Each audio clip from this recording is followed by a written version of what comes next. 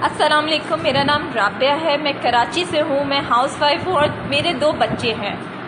मेरे बच्चे को एपिलेप्सी का इशू है, जिसे आप आसान अल्फाजों में फिट्स कह सकते हैं।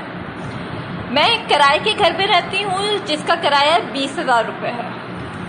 इस वक्त जो मैं ग्रॉसरी लेकर आई हूँ, जिसमें आटा, चीनी, घी, दालें नहीं है, ये मेरा बिल है।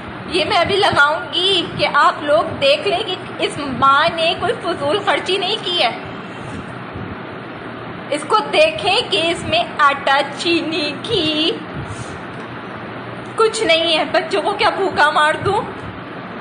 उसके बाद माशाल्लाह मेरा बिजली का बिल यूनिट है हमारे जिसमें इस पाकिस्तान में, इस कराची में, इस एरिया में लाइट नहीं होती।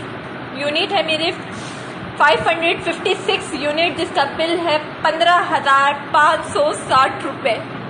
बताओ कहाँ से पे करूँ? रेंट पे करूँ, ग्रॉसरी लेकर आऊँ, बिजली के बिल दे या टैक्स पे करे तुम लोगों को कि तुम लोगों की जेबें भर जाए।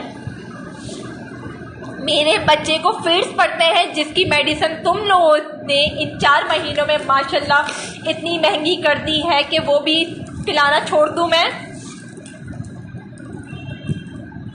उस मरियम नवाज में, उस शहबाज शरीफ से पूछती हूँ, क्या तुम लोगों को खुदा का खौफ नहीं है? खत्म हो गया है खुदा का खौफ, मरना नहीं है। कब्र भूल चुके हो कि तुम लोगों ने कब्रों में भी जाना है। क्या तुम इन मासूमों के आंसुओं का हिसाब तुम लोगों को कब्र में पूछा नहीं जाएगा